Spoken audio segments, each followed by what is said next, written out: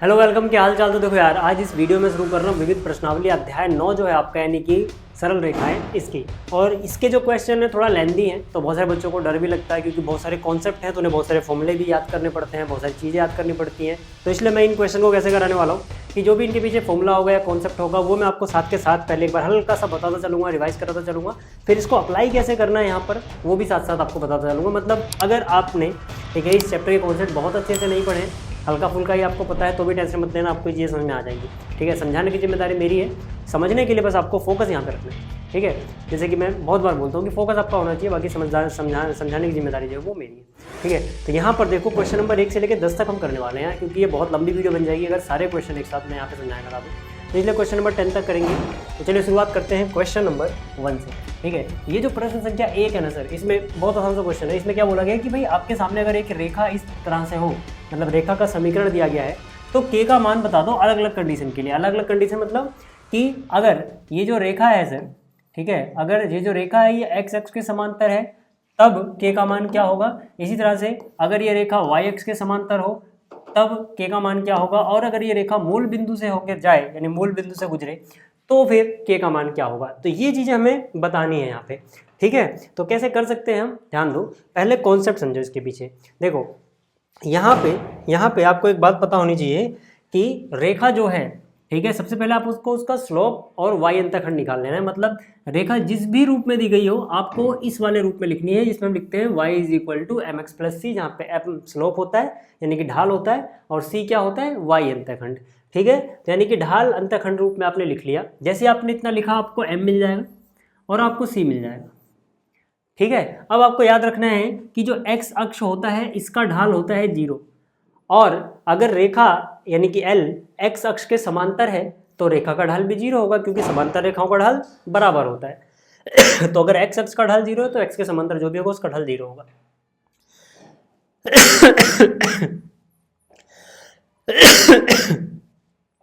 तो मतलब जो आपने यहाँ से ढाल यानी कि m निकाला उसको 0 के बराबर रख दो, सॉल्व कर लो, जो भी कंडीशन बनेगी वहां से k का मान निकल जाएगा। ठीक, और रेखा अगर y अक्ष के समांतर हो तो हमें पता है कि y अक्ष का ढाल अनडिफाइंड होता है, यानी उसके समांतर जो भी रेखा होगी उसका ढाल भी अनडिफाइंड होगा। तो यहाँ पे आपको स्लोप को इन्फिनिटी के बराबर रख देना है, और ये बस ये सोचना, कहने का मतलब है कि m जो है वो अनडिफाइंड या इनफाइनाइट कैसे जाएगा। ठीक है, कुछ भी ताम झाम करके बनाओ और उसको सॉल्व करो। ठीक, और अगर रेखा मूल बिंदु से होकर गुजरती है तो इसका मतलब है कि वहाँ पे कोई अंतःखंड जो बनेगा ही नहीं, मतलब अंतःखंड की वैल्यू 0 होगी, चाहे वो x अंतःखंड हो या y अंतःखंड हो। तो यहाँ पे आपके पास y अंतःखंड है तो y अंतःखंड यानी c का मान 0 रख दो, इसको सोल्व करो और काम बन जाएगा। ठीक है, चलिए, अगर आपको इतनी चीज़ें समझ में आ गई है सर, ठीक है, अगर आपको इतनी चीज़ें समझ में आ गई हैं तो जरा क्वेश्चन करें हम। देखो क्वेश्चन अब आसान सा लगेगा आपको। जो रेखा का समीकरण था यानी रेखा L बोला है मैंने, यहाँ मैंने उतार लिया। ठीक, इसको मुझे y equal to M X plus C वाले रूप में लिखना है। तो यहाँ से ठीक है ना y का मान निकालेंगे सर हम। ठीक है, तो पहले देखो यहाँ पर क्या है, -4, ठीक है, मतलब ब्रैकेट के बाहर -4 माइनस के स्क्वायर और y, ठीक है, इज इक्वल टू, ठीक है, ये वाली चीज़ पहले उस तरफ जाएगी यानी k-3x, वहाँ पे प्लस में थी तो इधर माइनस में आ जाएगा। इसी के साथ साथ ये वाली जो चीज़ है सर, ठीक है, ये वाली जो चीज़ है इसको आप इस तरफ शिफ्ट करोगे तो यहाँ पर देखो ब्रैकेट के बाहर ही माइनस लगा दो, सब कुछ ऐसे रहने दो, के स्क्वायर माइनस 7k प्लस में 6। ठीक है, यहाँ पे सोचो अगर ब्रैकेट होता तो बाहर प्लस था, प्लस वाली चीज़ माइनस में गई। ठीक है, अब यहाँ से क्या करो सर, सबको अगर हम -1 से मल्टीप्लाई कर दे तो ये भी प्लस, ये भी प्लस, ये भी प्लस बन जाएगा, है ना। -1 से मल्टीप्लाई करते ही ये क्या हो जाएगा, k-3x प्लस ये क्या हो जाएगा, के स्क्वायर माइनस 7k प्लस 6। ठीक है, और इधर क्या बचा होगा, प्लस, क्योंकि माइनस से मल्टीप्लाई किया तो प्लस 4 माइनस के स्क्वायर। एक काम करो ना, 4 माइनस के स्क्वायर सबको डिवाइड कर दो, तो यहाँ से क्या 4 माइनस के स्क्वायर, यहाँ पर भी क्या हो जाएगा सर 4 माइनस के स्क्वायर। क्या यहाँ तक की चीज़ समझ में आ रही है आपको। अब आप इसको तुलना कर लो। ठीक है, तुलना करो इसकी, y is equal to M X plus C से। जैसे आप तुलना करोगे आपको समझ में आ जाएगा कि यार ये जो वैल्यू है ना, ठीक है, ये जो वैल्यू है, ठीक है, x को छोड़ के, मतलब x बाहर लिख देता हूँ। ठीक है, ये जो वैल्यू है ये m हो गया, और यहाँ पे ठीक है ये जो वैल्यू है ये c हो गया। तो यहाँ से देखो सर आपको m मिल गया, और यहाँ से आपको सी मिल गया सर। अब जो मैंने कहा था वो चीज़ आपको करनी है, ठीक है। तो पहले कंडीशन की अगर हम बात करें, ठीक है, पहले केस की अगर हम बात करें जहाँ पे क्या बोला गया था कि यदि रेखा L, ठीक है ना, यदि जो रेखा है जिसे मैंने L बोला है वो समांतर है x अक्ष के, ठीक है, अगर रेखा x अक्ष के समांतर है तो हम क्या बोल सकते हैं सर, तो हम कह सकते हैं कि जो इसका ढाल होगा वो 0 होना चाहिए। कोई भी रेखा जो x के समांतर होगी उसका ढाल क्या होना चाहिए सर, उसका ढाल होना चाहिए 0 के बराबर, ठीक है। और ढाल आया कितना है सर, ये रहा k-3, ठीक है। ढाल की जगह क्या लिख दोगे, k-3 डिवाइड बाई 4 माइनस के स्क्वायर, 4 माइनस के स्क्वायर, और उसको किसके बराबर लिख दोगे, 0 के। तो ये वाली चीज़ तो 0 से मल्टीप्लाई होकर 0 बन जाएगी, k-3 इक्वल टू 0 दिखेगा मतलब, तो k की वैल्यू 3 हो जाएगी सर, सीधा सीधा k की वैल्यू कितनी हो गई, 3। तो यहाँ से आपको समझ में आ गया, ठीक है। एक सॉल्यूशन तो आपको मिल गया कि k बराबर कितना आ रहा है सर, 3 आ रहा है। यहाँ तक की चीज़ समझ में आ रही है क्या? चलिए आगे चलते हैं। अगला क्या कंडीशन है अपने पास, अगली कंडीशन अपने पास ये है सर कि यदि रेखा, ठीक है ना, यदि, दूसरे में क्या बोला गया था, यदि जो रेखा L है वो समांतर हो y अक्ष के, है ना, अगर ये y अक्ष के समांतर हो सर, तो आपको पता है कि अगर ये y अक्ष के समांतर होगी तो हम क्या बोल सकते हैं, तो हम कह सकते हैं कि भाई जो m होगा वो इन्फिनिटी को अप्रोच करेगा एक तरह से, ठीक है। तो m क्या, फिर से ये वाली चीज़, यानी कि k-3 डिवाइड बाई 4 माइनस के स्क्वायर, है ना, ये इनफाइनाइट होना चाहिए। तो ये इनफाइनाइट कब हो सकता है, जब जो नीचे लिखा हुआ है ये वाली चीज़ 0 हो जाए, ये वाली चीज़ 0 होगी तो something non zero divide by 0, तो यार है ना, हो जाता है ना इन्फिनिटी के लगभग। तो यहाँ से हम क्या बोलेंगे, हम बोलेंगे इसका मतलब ये होगा, ये इम्प्लाई कर रहा है कि जो इसका हर है, ऊपर अंश नीचे हर, ठीक है, ये 0 हो जाना चाहिए सर। तो यहाँ से अगर आप सॉल्व करोगे तो यहाँ से माइनस के square equal to -4, minus minus cut गया, तो k की वैल्यू क्या, +-2, है ना, वर्गमूल लोगे तो ये भी मिल गया। अब तीसरे केस की बात करते हैं सर, थर्ड केस।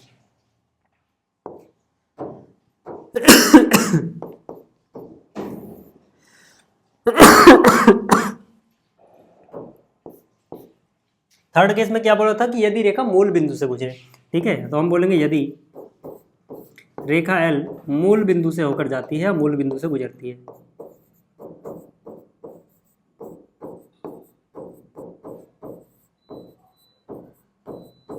ठीक है, तो जाहिर सी बात है C का मान 0 होना चाहिए।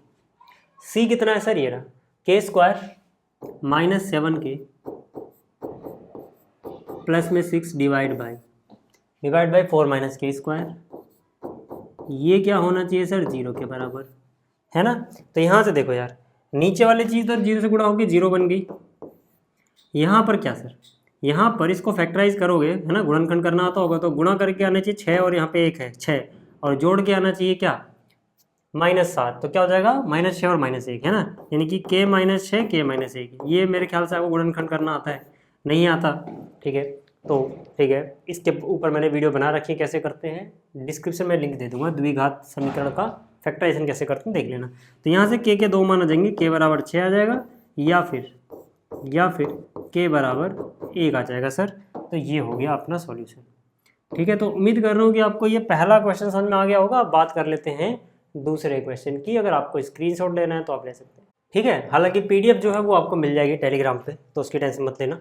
चलिए अगला क्वेश्चन देखते हैं, और इस क्वेश्चन में क्या कॉन्सेप्ट लग रहा है वो मैंने लिख दिया है, ताकि अगर किसी को रिवाइज ना हो कॉन्सेप्ट उतने अच्छे से तो यहाँ से हो जाएगा, ठीक है। चलिए यहाँ पे क्या बोल रहा है, उन रेखाओं के समीकरण ज्ञात कीजिए जिनके अक्षों से कटे अंतःखंडों का योग और गुणनफल क्रमशः 1 और -6 है।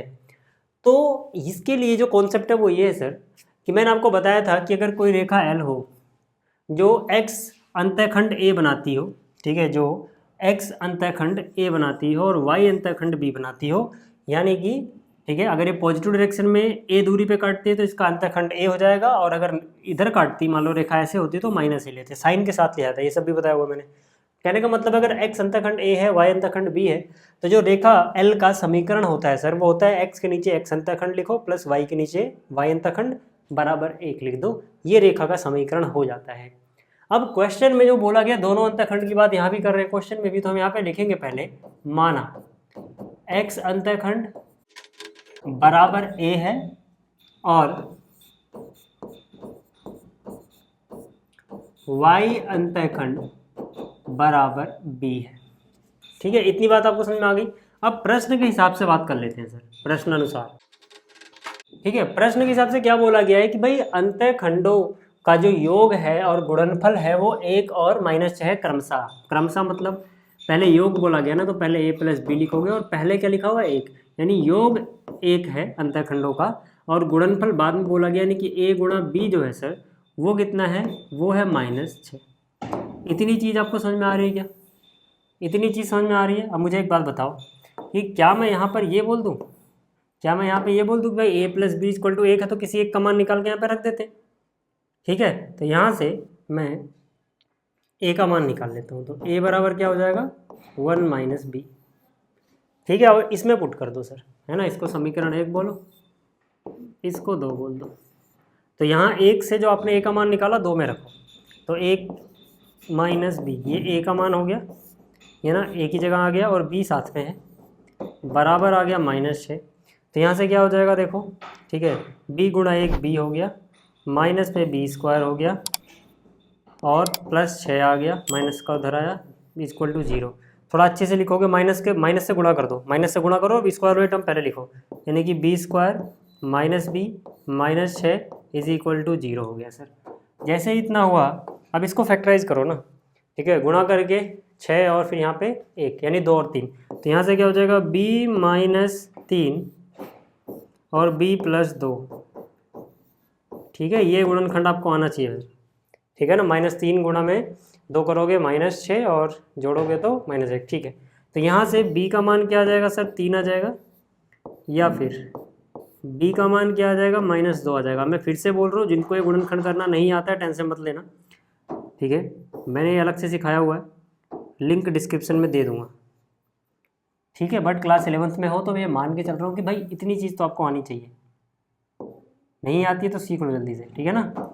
चलो, तो यहाँ से b के 2 मान आ गए, b बराबर 3 हो सकता है, b बराबर -2 हो सकता है सर। ठीक है, और हमें रेखा का समीकरण निकालना था, तो 2 केस बनेंगे ना यहाँ पे, मतलब ठीक है, यहाँ पर 2 केस बनेंगे सर, एक केस 1, दूसरा केस 2, केस 2। ठीक है, एक काम करते हैं ना, इसको थोड़ा सा भी छोटा ही कर लेते हैं। ठीक, तो यहाँ पे आ जाओ, केस 1 में क्या कि अगर आपने b की वैल्यू 3 ले ली, अगर b = 3 लोगे, है ना, तो a की वैल्यू क्या लोगे सर, देखो ना, a क्या है यहाँ पे आपको दिख रहा होगा, a क्या है 1 - b, तो a क्या है 1 - b, यानी कि 1 - 3, यानी कि कितना हो जाएगा -2। तो इस केस में अगर b बराबर 3 है तो a बराबर 2 है, दिख रहा होगा आपको। तो यहाँ से रेखा L का समीकरण, रेखा का समीकरण कितना हो जाएगा, x / a + y / b is equal to कितना 1। ठीक है, तो यहाँ पे वैल्यू रखो, x / a का मान कितना है -2, प्लस y / b का मान कितना है 3 इज इक्वल टू 1, तो होगा 3x -2y,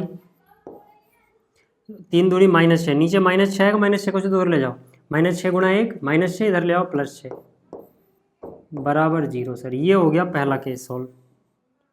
ठीक है, पहला केस यहाँ पे सॉल्व हो गया, ये रहा फाइनल आंसर। ठीक है, पहले केस में। अच्छा, अगर मैं केस 2 की बात करूँ, यहाँ पे केस 2 को मैं अलग कलर से सॉल्व करता हूँ, इससे, है ना।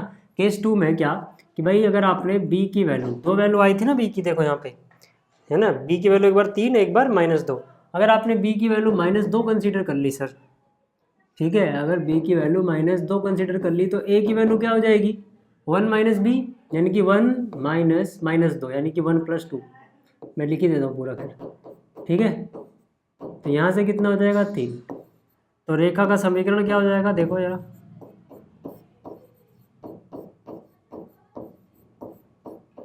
क्या हो जाएगा, x / a + y / b is equal to 1। x / a कितना है सर 3, y / b कितना है सर -2 बराबर है 1।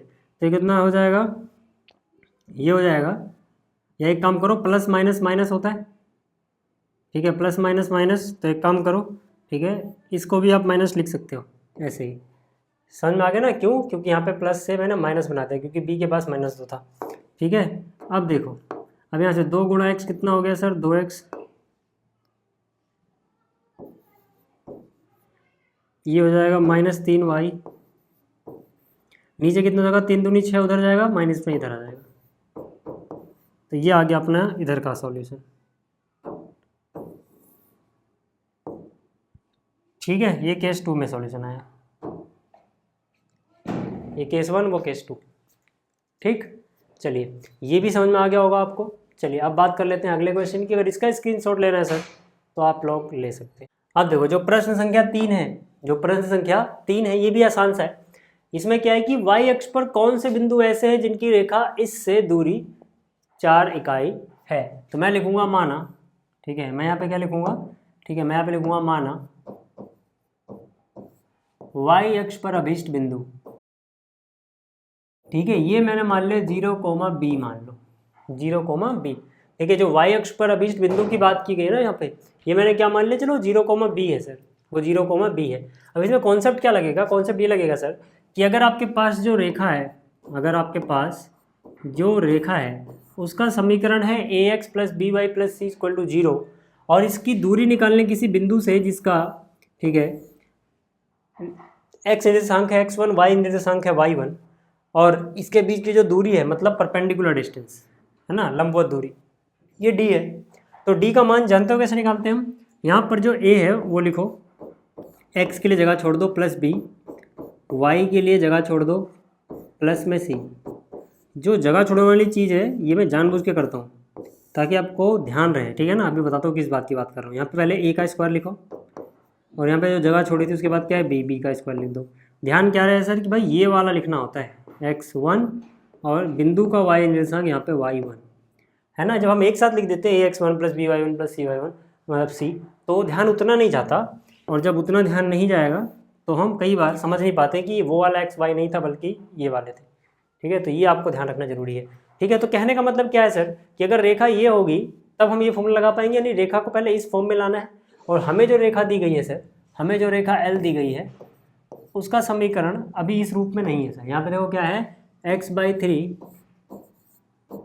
+ y/4 = 1, ठीक है। क्या बोला गया, समझ में आ गया ना कि y अक्ष पर ऐसा कौन सा बिंदु है जिसकी इस रेखा से दूरी 4 इकाई है। तो मैंने कहा कि मान लेते हैं वो अभिष्ट बिंदु है 0,b, है ना, यानी कि ये जो x1 y1 है ना, इसको हमने क्या मान लिया, 0,b मान लिया। तो x1 की जगह 0 आएगा, y1 की जगह b आएगा एक्चुअली में अपने क्वेश्चन में। लेकिन जो रेखा है वो ये नहीं होगी, रेखा तो अपनी ये है, वो तो फॉर्मूले के लिए है। तो पहले इसको उस रूप में बदलो तो a और b का मान निकल जाएगा। यहाँ से कितना हो जाएगा, 4 × x 4x, 3 × y 3y, 4 3 12, नीचे 12 उधर गया, 12 × 12 इधर आ गया -12। तो अब आपको समझ में आ गया होगा कि अपनी रेखा क्या है एक्चुअल में, 4x + 3y - 12 = 0, है ना। तो हम क्या बोलेंगे, हम बोलेंगे रेखा, ठीक है, अगर अपनी रेखा ऐसी होती है, रेखा ax + by + c = 0 की x1 y1 से दूरी जिसको हम d बोलेंगे, उसका फॉर्मूला क्या होता है, a, x की जगह x1 प्लस में b, y की जगह y1, जैसे कि मैंने आपको बताया था, प्लस में c, है ना। ये देखो, आप ये मत कहना कि मैं एक ही फॉर्मूला 2 बार लिख रहा हूँ एक ही क्वेश्चन में, नहीं सर, वो समझाने के लिए, वो क्वेश्चन का हिस्सा नहीं है, वो तो बस याद दिलाने के लिए था कि हमने क्या पढ़ा है पहले, ठीक है। अब अगर ऐसा है तो देखो, जो दूरी है उसका मान दिया गया 4 इकाई। यहाँ पे क्या बोला गया है कि रेखा की इससे दूरी कितनी है, 4 इकाई। और जो ये रेखा है असल में ये नहीं है, अपनी रेखा तो ये है। तो इसको कंपेयर किससे करोगे, ax + by + c, यानी a यानी कि 4। अब देखो, अब वो चीज़ काम आएगी, a x के लिए जगह छोड़ दो जैसे मैंने वहाँ पे याद कराया, फिर ये b यानी कि 3y, y के लिए जगह छोड़ दो, फिर c लिख दो सर ऐसे। फिर नीचे क्या करते हैं, a² और b² आता है सर। a मतलब क्या, ये जो जगह छोड़ी इससे पहले क्या है वो लिखो, 4 का स्क्वायर, फिर यहाँ जो जगह छोड़ी है वो क्या है, 3 इसका स्क्वायर, और यहाँ पे a और b की जगह क्या लिखते हैं सर हम, जो अपना बिंदु था, अपना बिंदु क्या है सर, 0,b। यानी इसकी जगह 0 और इसकी जगह b आएगा, इसकी जगह 0 और उसकी जगह b आएगा।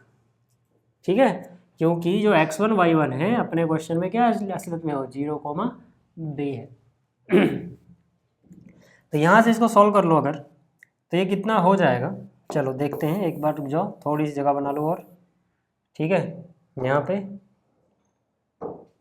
और यहाँ पर भी।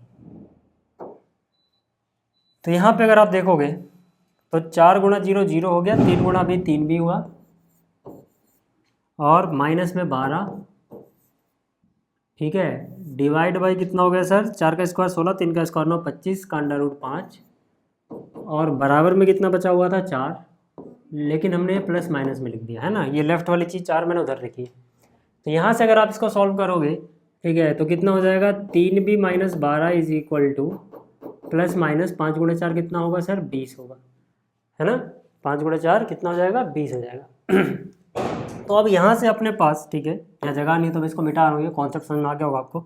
यहाँ से अपने पास 2 केस बनते हैं सर, यहाँ से अपने पास 2 केस बनते हैं, है ना, 2 केस के लिए जगह यहीं रखेगा, एक काम करता हूँ ना, रुको, ठीक है, यहाँ से अपने पास 2 केस बनते हैं, इसको मैं, ठीक है, यहीं लिख दे रहा हूँ, समझ लेना, ठीक है। याद रहे कि मैंने ये वाला 4 उधर लिखा है सर, उधर वाली चीज़ इधर लिखी है, बस ये याद रखना जब आप पीडीएफ देखना, ठीक है। और क्योंकि मोड हटाया ना, ये मोड, इसलिए प्लस माइनस लगाया, किसी एक तरफ लगाना होता है, ठीक है। चलो अब अगर आपको इतना समझ में आ गया तो अब यहाँ से 2 केस बनेंगे सर, ठीक है। 2 केस कौन से बनेंगे, एक बार ये वाली चीज़ प्लस 20 के बराबर होगी और एक बार ये वाली चीज़ माइनस 20 के बराबर होगी, है ना। तो केस 1 क्या आएगा, 3b minus 12 is equal to plus 20 के बराबर होगा, या फिर 3b minus 12 is equal to minus 20 के बराबर होगा। ये 2 केस बनेंगे सर, ठीक है। केस 1 है ये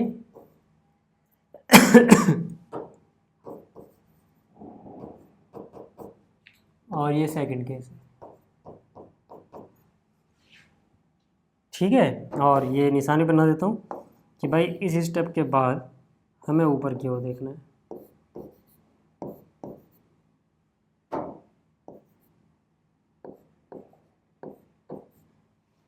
तो यहाँ से देखो 3b माइनस 12 इक्वल टू 20 है, तो यहाँ से मैं क्या बोल सकता हूँ कि 3b इक्वल टू 32, तो b बराबर कितना 32/3,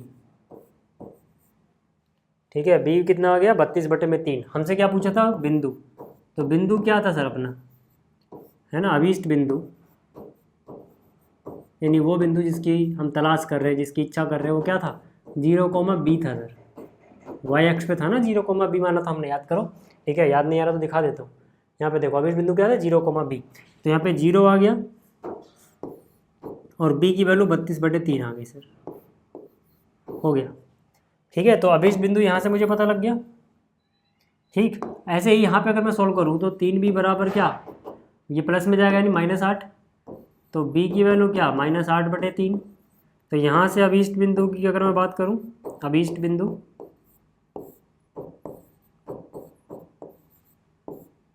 कितना 0, b, लेकिन यहाँ पे b का अलग मान आया है तो वो लिखोगे, ठीक है। तो ये भी हो गया सर,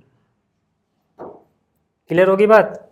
चलिए अब बात कर लेते हैं अगले क्वेश्चन की, ये आपको समझ में आ गया होगा, ठीक है। तो अगर आपको स्क्रीनशॉट लेना तो आप इसका स्क्रीनशॉट ले सकते हो। ये देखो अगला क्वेश्चन है, ये रहा अगला जो क्वेश्चन, इसमें कह रहा है मूल बिंदु से बिंदुओं इसको और इसको मिलाने वाली रेखा की लांबिक दूरी जो है सर वो ज्ञात कीजिए। मतलब क्या है, इसको आप ऐसे समझो, इसको आप ऐसे समझो कि ये कोई रेखा है सर, ठीक है, ये क्या है, ये कोई रेखा है, ठीक है। मान लेते हैं जिस रेखा की बात कर रही है वही रेखा है, नहीं रेखा है।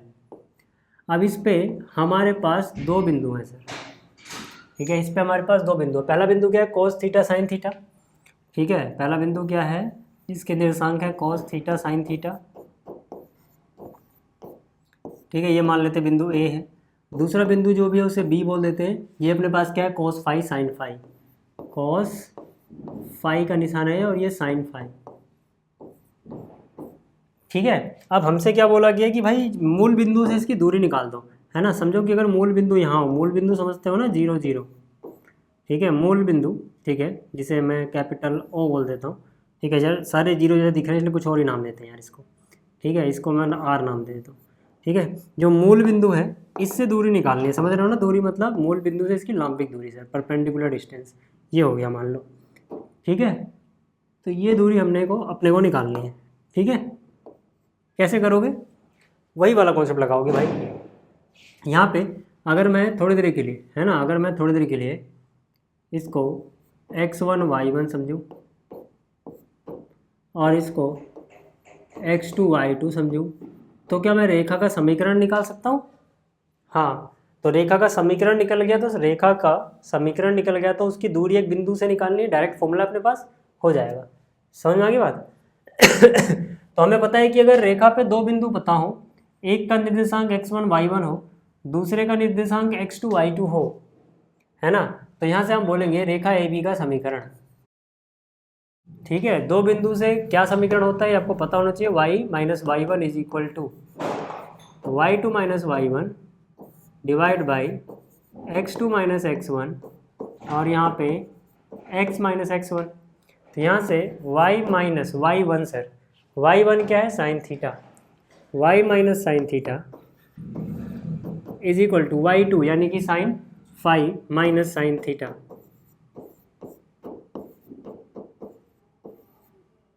Divide by x2 minus x1 यानी कि cos phi minus cos theta. Value देखते रहना वहाँ से।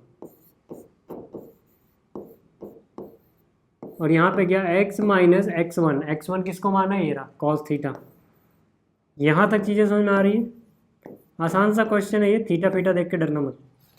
ठीक है, अब हम क्या करेंगे, इसको इधर शिफ्ट करेंगे, यानी ये वाली चीज़ पहले y से गुणा होगी, ये वाली जो चीज़ है ये पहले किससे गुणा होगी, y के साथ।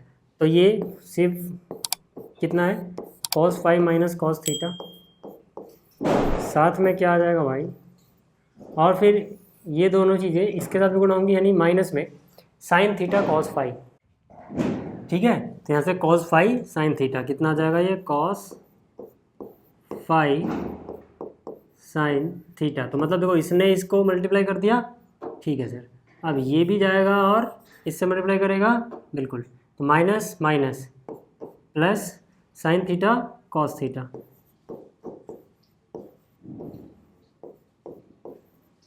इज इक्वल टू, ठीक है, तो ये वाली चीज़ से मल्टीप्लाई होगा। ठीक, अब देखो ये पूरा x के साथ मल्टीप्लाई होगा पहले, तो यहाँ से क्या हो जाएगा, यहाँ से हो जाएगा sine five minus sine theta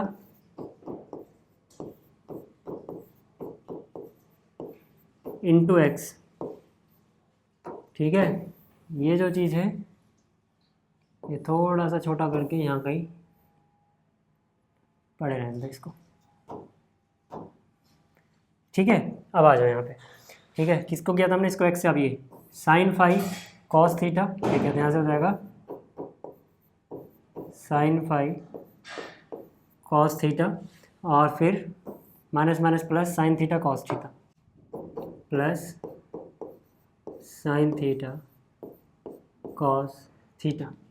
ठीक है, तो देखो यार एक चीज़ तो कट गई, साइन थीटा कॉस थीटा वाली टर्म इधर भी है इधर भी है, यानी इधर आएगा तो माइनस में वो जीरो हो जाएगा। ठीक है, माइनस होने के बाद, ठीक, इतनी चीज़ समझ में आ रही है आपको। अब आप क्या करो, देखो आपको ये जो लाइन है ना, इसकी इक्वेशन इस फॉर्म में लानी होती है ना, ax plus b y plus c is equal to zero, इस फॉर्म में लाओगे, है ना, तभी तो डिस्टेंस वाला फॉर्म लगा पाओगे। तो यानी कि पहले इस फॉर्म में कन्वर्ट करो, है ना, यानी पहले एक्स वाली टर्म कहाँ दिख रही है सर, ये रही, है ना, तो पहले इसको उठा के उधर ले जाओगे। ठीक है, ये जो चीज़ है इसको क्या करोगे आप, इसको आप लेफ्ट में शिफ्ट करो, उसको उठा के इधर लाओ, तो ये चीज़ प्लस में माइनस में आएगी, निशान बदल जाएगा, यानी कि जब ये माइनस में आएगा तो साइन थीटा पहले आ जाएगा, साइन फाइव बाद में चला जाएगा, आप ऐसे भी समझ सकते हो। तो यानी कि साइन फाइव की जगह साइन थीटा पहले आ जाएगा और ये माइनस में आ जाएगा साइन फाइव, क्योंकि शिफ्ट कर रहे हो ना तो निशान बदल जाएगा। इनटू में क्या है सर, एक्स है, तो ये हो गया समझो ए, ये हो गया ए और ये एक्स है, ए एक्स तो आ गया अपने पास। अब यहाँ पे बी वाई भी चाहिए अपने को, तो ये रहा सर, प्लस इसको बी समझो ये वाई, है ना, यहाँ पर क्या है कॉस फाइव, तो यहाँ पर मैंने लिखा cos five minus cos theta और क्या है फिर वाई। ठीक है, ये भी हो गया, तो मतलब हमने उसका भी इंतजाम कर दिया, इसका भी इंतजाम कर दिया, इन दोनों को तो हम लिख चुके हैं। क्या क्या बचा, ये तो कट ही चुका है। ठीक है, जो बचा उसको देख लो, है ना, ये माइनस वाली चीज़ पहले लिख दो प्लस में, यानी पहले ये जो भी तामझाम है ना, ये जो भी तामझाम है ना इसको इधर लेके आओ, ठीक है। तो ये कितना आएगा plus sine phi cos theta, ठीक है। इसके बाद देखो एक ही चीज़ रह जाती है, ये वाली चीज़ है ना, ये तो खैर अपने घर पे है तो वैसे रहेगा माइनस कॉस फाई और साइन थीटा। सब कुछ शिफ्टिंग विफ्टिंग हो गई, RHS में बचा हुआ है 0 सर। अब क्या करोगे, अब तो आसान सी चीज़ है, देखो अब आपको ये दोनों चीज़ें तो नहीं छेड़नी है क्योंकि ये तो हो चुकी सॉल्व जितनी होनी थी, इनको तो ऐसे ही लिखो, ठीक है। प्लस ये देखो क्या चीज़ है, ध्यान से देखना, sine phi cos theta minus cos phi sine theta, ये असलियत में क्या है, इसको आप लिख सकते हो साइन फाई माइनस थीटा। आप कहोगे ऐसा कैसे कर दिया, ध्यान से देखो ये फॉर्मूला ही है ना। आपका दिमाग एक्स वाई में ज़्यादा काम करता है, तो सोचो अगर यहाँ पे फाई की जगह एक्स लिखूँ तो यहाँ भी फाई है, यहाँ भी फाई है, फाई की जगह मैंने एक्स लिख दिया, थीटा को वाई मान लेते थोड़ी देर के लिए, ये भी वाई है, ये भी वाई है। तो आपको ये sine X cos Y minus cos X sine Y नहीं आ रहा है ना, तो किसका फॉर्मूला होता है, साइन एक्स माइनस वाई का, फाई की जगह एक्स, थीटा की जगह वाई। देखो साइन एक्स माइनस वाई क्या होता है, sine X cos Y minus cos X sine Y. तो मतलब वही फॉर्मूला है, बस एक्स की जगह एक्स ना लिख के फाई लिखा है, वाई की जगह थीटा लिखा हुआ है। इतनी बात समझ में आ गई, बराबर 0 है सर, ठीक है। अब यहाँ से अब इसकी तुलना करो, ax प्लस इसको b मानो, by प्लस इसको c मानो बराबर 0 से तुलना करने पर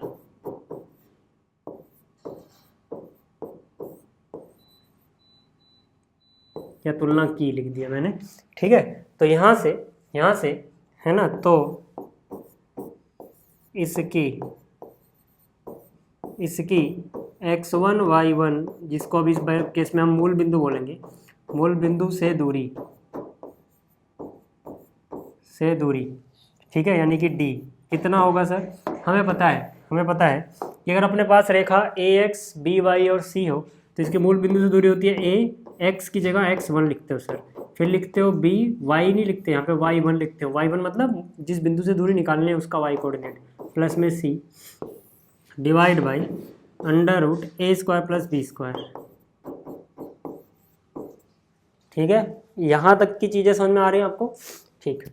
अब यहाँ से बस वैल्यू पुट करनी है सर, वैल्यू मैं कर रहा हूँ अगले केस में पुट, अगले पेज पे यहाँ पे, ठीक है। यहाँ पे हम वैल्यू पुट करेंगे सर, देखते रहना जरा ध्यान से, मैं इसके बाद अगले पेज पे कर रहा हूँ क्योंकि ये बहुत ज़्यादा फिर बड़ा हो जाता है ना, तो फिर PDF साफ नहीं आती। देखो ax1, मुझे एक बात बताओ, a वैसे ये है, देखो a का मान क्या है सर, ये मैं a और b और c लिख दूँ क्या, एक बार थोड़ा आपके नज़रों में आ जाए। देखो ये अपना a है, ये अपना b है और ये c है सर, देख लो चाहे, ठीक है। ये क्या है c, ये क्या चीज़ है b, ये क्या चीज़ है a, तुलना करोगे तो। हालांकि यहाँ पे हमें सब कुछ लिखने की ज़रूरत नहीं है, चलो अगले पेज पे थोड़ा देर बाद चलेंगे, ये करते होंगे, ठीक है। x1 की वैल्यू तो 0 है ना सर, x1 की वैल्यू तो 0 है। अगर सोचो यहाँ पे x1 0 हो तो a कुछ भी हो क्या फ़र्क पड़ता है, 0 इंटू में a 0 ही आएगा, तो यहाँ तक तो वैल्यू मत पुट करो, अभी सीधा 0 लिखो, प्लस ऐसे ही b कुछ भी हो सर, b इतना बड़ा तामझाम कुछ भी है, लेकिन y1 तो 0 है ना सर, y1 जो है ये आप देखोगे ये तो 0 है ना, तो यानी कि अगर ये 0 से b मल्टीप्लाई हो रहा है तो b कितनी बड़ी तोप हो मिट्टी में मिल जाएगा, मतलब 0 हो जाएगा, है ना। प्लस में c सर, c की वैल्यू आपको लिखनी पड़ेगी, तो यहाँ पर क्या है साइन फाई माइनस थीटा, ठीक है, डिवाइड बाई क्या है a square plus b square, ठीक है, डिवाइड बाई क्या है a square plus b square under root के अंदर। तो अंडर रूट के अंदर a देखो sir sine theta minus sine phi, अब यहाँ पे आपको लिखना पड़ेगा, यहाँ तो लिखना पड़ेगा ना, sine theta minus sine phi इसका स्क्वायर प्लस b क्या है सर, b है cos theta minus cos theta, cos theta minus cos theta नहीं होगा, ये गड़बड़ी कर दी है शायद, cos theta minus cos phi होना चाहिए, एक बार देख लेते हैं, cos phi minus cos theta है ना, cos phi minus cos theta, ये फाई है सर, ठीक है। रुक जाओ एक मिनट, ठीक है, एक मिनट रुको बस, है ना, कॉस फाई, देखो यही तो उठा के मैं लिखा था, cos phi minus cos theta, cos phi minus cos theta, ठीक है। तो यानी कि यहाँ पर cos phi minus cos theta, ठीक है, ये क्या है cos phi minus cos theta इसका स्क्वायर। यहाँ तक चीज़ें समझ में आ गई, ठीक है, डी इतना आ गया। अब मैं इसको अगले पेज पे कर रहा हूँ सर, अब इसको मैं अगले पेज पे कर रहा हूँ। देखो ऊपर डी इज इक्वल टू 0 + 0 0 ही हुआ, इसमें करोगे कुछ फर्क नहीं पड़ेगा। ऊपर क्या आ जाएगा साइन फाई माइनस थीटा। तो यहाँ से डी की वैल्यू क्या आ गई, मॉड के अंदर साइन फाई माइनस थीटा। यहाँ तक ठीक है चीज़ें, बिल्कुल। आगे चलते हैं सर। आगे देखो क्या है, आगे आपको सीधा सीधा फॉर्मूला खोलना है a माइनस बी के स्क्वायर का। देखो sine theta minus sine phi का स्क्वायर है ना, a माइनस बी का होल स्क्वायर जैसा ही है ना। यहाँ पे a साइन थीटा है, b साइन फाई है, तो ये क्या हो जाएगा साइन थीटा का स्क्वायर प्लस साइन फाई का स्क्वायर माइनस 2ab, यानी कि साइन फाई साइन थीटा। ठीक है, चलो आगे चलते हैं। आगे देखो क्या है, आगे फिर से cos phi minus cos theta का स्क्वायर है, तो यहाँ से क्या हो जाएगा, फिर से वही यार, cos square phi plus cos square theta minus 2 cos phi cos theta. ठीक, तो यहाँ से d की वैल्यू कितनी हो जाएगी, देखो ऊपर तो कुछ नहीं करना सर आपको, साइन फाई माइनस थीटा ऐसे रहने दो, डिवाइड बाय, यहाँ पे देखो साइन स्क्वायर थीटा प्लस में कॉस स्क्वायर थीटा 1 हो गया। ठीक है, ये 1 हो गया, साथ ही साथ साइन स्क्वायर फाई प्लस में कॉस स्क्वायर फाई 1 हो गया, तो 1 + 1 कितना आ गया, 2 आ गया सर। ठीक है, और यहाँ पे अगर देखोगे तो यहाँ से आपको -2 कॉमन मिल रहा है, -2 कॉमन ले लो सर। अंदर क्या बचेगा, साइन थीटा साइन फाई और कॉस थीटा कॉस फाई, है ना। तो मैं इसको लिख रहा हूँ, पहले वाली टर्म लिख लेते हैं, समझा दूंगा अभी क्यों, क्योंकि आपने याद ऐसे ही किया हुआ इसको, है ना। कॉस फाई कॉस थीटा मैंने ये पहले लिख लिया, ठीक है, प्लस, और वो मैंने पहले लिखा, ये बाद में लिख रहा हूँ। ठीक है, साइन फाई साइन थीटा।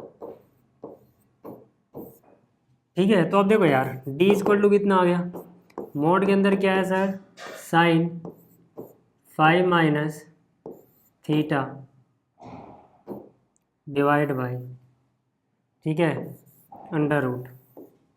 यहाँ पे क्या है 2 माइनस ये तो एक काम करो 2 कॉमन ही ले लो, 2 कॉमन लिया, जैसे 1 माइनस 2 कॉमन ले लिया। देखो ये चीज़ क्या है, इसको जरा ध्यान से देखना। देखो अगर इसको आप एक्स वाई में देखो, फिर से आपका दिमाग काम करने लग जाएगा। ठीक है, cos x cos y plus sine x sine y, ये क्या होता है, cos x माइनस वाई का फॉर्मूला होता है ना। यानी कि ये सीधा सीधा फॉर्मूला किसका है, cos x minus y, x की जगह इस बार फाई है और y की जगह इस बार थीटा है सर। पिछली बार उल्टा था इसका, है ना। ये समझ में आ गई बात, ये बात समझ में आ गई कि आपको। अब देखो यहाँ से ना आपको थोड़ा सा जुगाड़ करना है सर, इनको हाफ एंगल में कन्वर्ट कर लो। देखो इसको मैंने 2 से मल्टीप्लाई किया, 2 से डिवाइड कर दिया, इस एंगल जो है ना ये, इसको भी 2 से डिवाइड करो, 2 से मल्टीप्लाई कर दो। इससे फ़ायदा क्या होगा जरा देखो, इससे कितना बड़ा फ़ायदा होता है देखो, है ना। अगर आप इस पूरे को कंपेयर करो x से, तो ये sin 2x जैसे दिख रहा है, तो मतलब यहाँ पे आपने sin 2x का फॉर्मूला पढ़ा हुआ है सर, चैप्टर नंबर 3 में ट्रिग्नोमेट्रिक फंक्शंस में। sin 2x क्या होता था, 2 sin x cos x होता था ना, 2 sin x cos x, ये शायद सबसे आसान फॉर्मूला था जो आपको याद हुआ था चैप्टर नंबर 3 में। ठीक है, तो यहाँ से मैं क्या बोल सकता हूँ कि यार जैसे इतना हुआ, ठीक है, ये वाला फॉर्मूला अगर मैं इसमें अप्लाई कर रहा हूँ तो मुझे वैल्यू मिल जा रही है, ठीक है, d = ठीक है, जो ये मोड है ना, सारा कुछ मोड में भी लिख सकते हो आप चाहो तो एक बार में। अभी रीजन समझा रहा हूँ, यहाँ पे देखो क्या है, साइन, ठीक है, सॉरी 2 sin x मतलब ये पूरा x माना हुआ आपने। ठीक है, कितना है, phi minus theta divide by 2, फिर क्या है कोस क्योंकि 2 साइन के साथ x, फिर कोस के साथ x, कोस के साथ x, यानी कि five minus theta divide by 2, है ना। मतलब होता है क्या, यहाँ पे जो भी एंगल है उसका आधा आता है यहाँ पे, अगर वहाँ 2x तो x आएगा, यहाँ पे जो भी था 2 टाइम था उसका 2 हटा दो, बस ये लिख दो। ठीक है, डिवाइड बाई, मैंने क्या कहा, मैंने कहा सर मैंने मोड में सब कुछ ही लिख दिया। अब ऐसा क्यों कर सकता हूँ मैं, ऐसा इसलिए लिख सकता हूँ सर, ध्यान से देखना। पहली बात तो अगर सबसे सिंपल रीजन बताना चाहूँ तो ये क्या है सर, डिस्टेंस है। डिस्टेंस कभी नेगेटिव नहीं होता था, नहीं यानी डिस्टेंस के बराबर जो भी है आप उसको मोड में लिख सकते हो आंख बंद करके, कोई दिक्कत वाली बात ही नहीं है। एक दूसरा लॉजिक भी सुन सकते हो कि यहाँ पर फॉर्मूले में मोड होता है तो इसलिए तो ऊपर तो मोड था, नीचे आपको पता है अंडर रूट के अंदर जो भी वैल्यू है, पहली बात तो अंदर भी नेगेटिव ले सकते हैं, लेकिन इसका जो आंसर आएगा वो भी नेगेटिव नहीं आता है। रूट के अंदर कुछ भी हो उसका आंसर नेगेटिव नहीं आता है, तो उसको भी आप मोड में लिख सकते हो, है ना। तो इतना झंझट दिमाग में पालो, आप ऐसे याद रखो डिस्टेंस नेगेटिव नहीं होता, सारा कुछ मोड के अंदर ही लिख दिया एक बार में ही। अभी हमारे काम कैसा आएगा समझो। देखो यहाँ पर है 2, अब यहाँ पे 1 माइनस समथिंग है, तो इसके लिए भी आपने फॉर्मूला पढ़ा हुआ है सर, ठीक है। 1 माइनस कॉस 2x ये होता है, 1 माइनस कॉस 2x होता है 2 साइन स्क्वायर x सर, ये फॉर्मूला भी आपने पढ़ा हुआ है। लेकिन इसके लिए भी फिर से आपको ध्यान क्या रखना है सर, यहाँ पर जो भी एंगल है उसका आधा यहाँ पे आना चाहिए, ठीक है। तो अगर ये फॉर्मूला हम यहाँ अप्लाई कर रहे हैं, देखो पहली बात तो ये सारी चीज़ अंडर रूट में है, तो इसको अंडर रूट में लिखते चलना भी, ठीक है। तो वो फॉर्मूला में यहाँ लगाएं तो क्या मिल जाएगा, देखो इसकी वैल्यू है ना, इस ब्रैकेट की वैल्यू जो भी आएगी वो लिख रहा हूँ, ये 2 पहले से ब्रैकेट के साथ मल्टीप्लाई में था तो यहाँ पे है, ठीक है। तो इसकी वैल्यू क्या हो जाएगी 2 साइन स्क्वायर एक्स, लेकिन एक्स की जगह क्या है, ताम झाम है बहुत सारा, 5 माइनस थीटा डिवाइड बाई 2, इतना समझ में आ गया। अब देखो यार अंडर रूट ले लो ना, नीचे से क्या करो, अंडर रूट ले लो, यानी कि d is equal to sir, है ना, ऊपर वाली जो ये चीज़ है अभी इसको मत छेड़ना, है ना, ये तो एज इट इज़ यहाँ पे छाप दो सर, मॉडुलस का निशान भी एज इट इज़ छाप दो सर, डिवाइड बाई, ठीक है। यहाँ से 2 2 जा 4, 2 गुणा 2 4 हो गया सर, 4 का वर्गमूल लोगे 2 आ जाएगा, साइन स्क्वायर का वर्गमूल लोगे स्क्वायर हट जाएगा, यानी कि साइन जो भी है क्या है 5 माइनस थीटा डिवाइड बाई 2, यहाँ से 2 से 2 कट जाएगा, ठीक है, इससे ये कट जाएगा सर, क्या बचेगा, ठीक है, जो बचेगा वही अपना फाइनल आंसर हो जाएगा, मोड के अंदर cos 5 minus theta divide by 2, ये आ गया अपना फाइनल सॉल्यूशन, ठीक है। तो उम्मीद करता हूँ कि आपको ये भी समझ में आ गया होगा भाई, ठीक है, उम्मीद करता हूँ कि आपको ये भी समझ में आ गया होगा। इसका आधा हिस्सा इधर है, आधा हिस्सा पीछे, ठीक है, आधा हिस्सा पीछे। स्क्रीनशॉट लेना चाहो तो यहाँ से भी ले लेना, यहाँ से भी ले लेना, ठीक है, इसको भी सही कर देता हूँ, ठीक। चौथा सवाल हो गया, ठीक। अब 5वें सवाल की बात कर लेते हैं। अब देखो जो प्रश्न संख्या 5 है, बहुत आसान सा क्वेश्चन है। इसमें क्या कहता है, रेखाएं इससे और इससे मतलब इन दोनों रेखाओं के प्रतिच्छेद बिंदु से खींची गई और y अक्ष के समांतर रेखा का समीकरण ज्ञात कीजिए। मतलब क्या है, देखो मतलब मैं आपको फिगर बना के समझा देता हूँ। एक रेखा ये है, मान लो ये रही, ठीक है, एक रेखा ये वाली है जो आपको दिख रही है यहाँ पे, है ना, ये वाली, मान लो वो ये रही, ठीक है। इन रेखाओं को चलो मैं थोड़ी देर के लिए नाम देता हूँ L1 और L2, मैंने नाम क्या दिया L1 L2। भाई इनका कोई ना कोई प्रतिच्छेदी बिंदु भी होगा, इसी प्रतिच्छेदी बिंदु से एक तीसरी रेखा है जो y के समांतर है, यानी y कैसे होती है, ऐसे ऊर्ध्वाधर होती है ना, वर्टिकल होती है, तो ये भी मान लो ऐसे y के समांतर ही बनी है। इसी रेखा का, है ना, इसी रेखा का समीकरण हमें निकालना है जो y के समांतर है, जो y के समांतर है, ठीक है। और इन दोनों रेखाओं के जो पीली वाली रेखाएं दिख रही है, इनके प्रतिच्छेदी बिंदु से पास होती है ना। ये हमारी अभीष्ट रेखा है, अभीष्ट मतलब इच्छित रेखा, जिसकी हमें इच्छा है निकालने की, जो हमें फाइंड आउट करनी है। फिगर से क्वेश्चन समझना आसान हो गया, फिगर बनाना जरूरी नहीं है, यहाँ पे याद रखना जरूरी नहीं है, ठीक है, बट अगर बना दोगे तो अच्छी बात है। तो मैंने क्या बोला कि दो रेखाएं हैं L1 L2, ठीक है। L1 जो है इसका समीकरण अपने को दिया गया है x minus 7y plus 5 is equal to 0, और L2 का समीकरण अपने को दिया गया है 3x plus y is equal to 0। तो इसके समीकरण को 1 बोल दिया, इसको 2 बोल दिया, ठीक है। और जो अभीष्ट रेखा है वो L3 है, तो मैंने यहाँ पे लिखा माना अभीष्ट रेखा, यानी जिस रेखा का समीकरण अपने को ज्ञात करना है, जिसकी हमें ज्ञात करने की इच्छा है, वो L3 है, ठीक है। तो मुझे एक बात बताओ यार, मुझे एक बात बताओ कि मैं इस रेखा का समीकरण कैसे ज्ञात कर सकता हूँ, यहाँ पे कैसे ज्ञात कर सकता हूँ यहाँ पे, वो हम बाद में बात करेंगे। अभी उसके लिए एक बहुत छोटा सा कॉन्सेप्ट है, स्लोप व्लोप की जरूरत नहीं पड़ेगी, टेंशन मत लेना, ठीक है। लेकिन इस बिंदु की जरूरत पड़ेगी, और इस बिंदु के भी सिर्फ x निर्देशांक की जरूरत पड़ेगी, क्योंकि y के समांतर है। अब वो ऐसा क्यों है समझाता हूँ, लेकिन पहली बात इतना तो समझ में आ रहा है ना क्वेश्चन में, कि ये जो रेखा है ये इन दोनों के प्रतिच्छेदी बिंदु से जा रही है, तो प्रतिच्छेदी बिंदु का निर्देशांक निकालो, वो भी x निर्देशांक, है ना। तो उसके लिए हम क्या करेंगे, यहाँ से देखो, इसको अगर मैं सोल्व करूँ तो y is equal to minus 3x हो जाएगा, है ना। अब इसको मान लेते हैं 3, ठीक है। तो यहाँ से y बराबर माइनस 3x, समीकरण 2 से निकाला है तो इसको 1 में पुट कर दो, समीकरण 1 में रखने पर,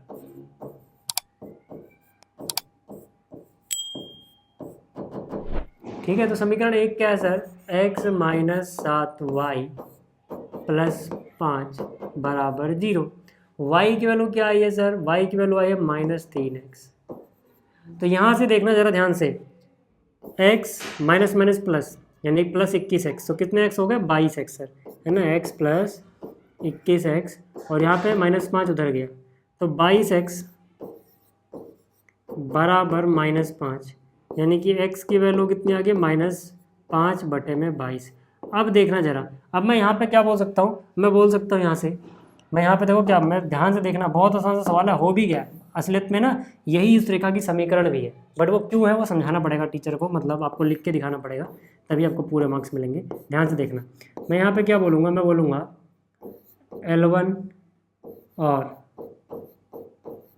L1 और L3 का प्रतिच्छेदी बिंदु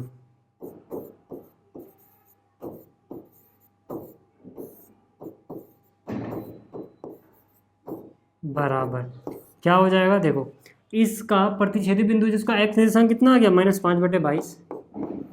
आप कहोगे यार y तो निकालना नहीं, सीधा लिख दिया प्रतिच्छेदी बिंदु। भैंस की आंख y की, हमें नहीं पता y क्या है, ठीक है। बेचारा बुरा मान गया, गायब हो गया, देखो, ठीक है, मच्छर आके बैठ गया, ठीक है। अब यहाँ पे, ठीक है, मैंने कहा y की जरूरत ही नहीं है।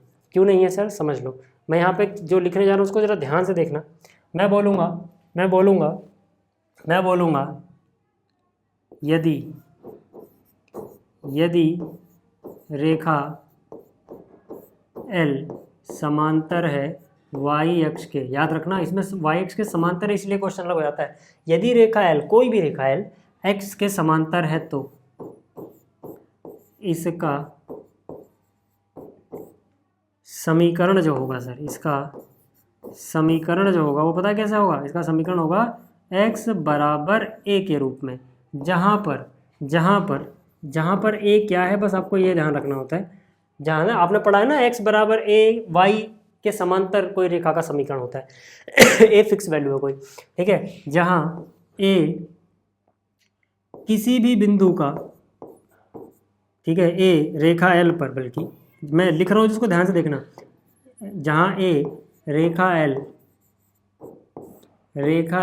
पर स्थित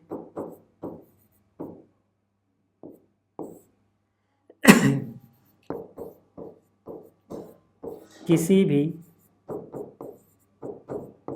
बिंदु का x निर्देशांक है। आप कहोगे ये क्या लिख दिया यार?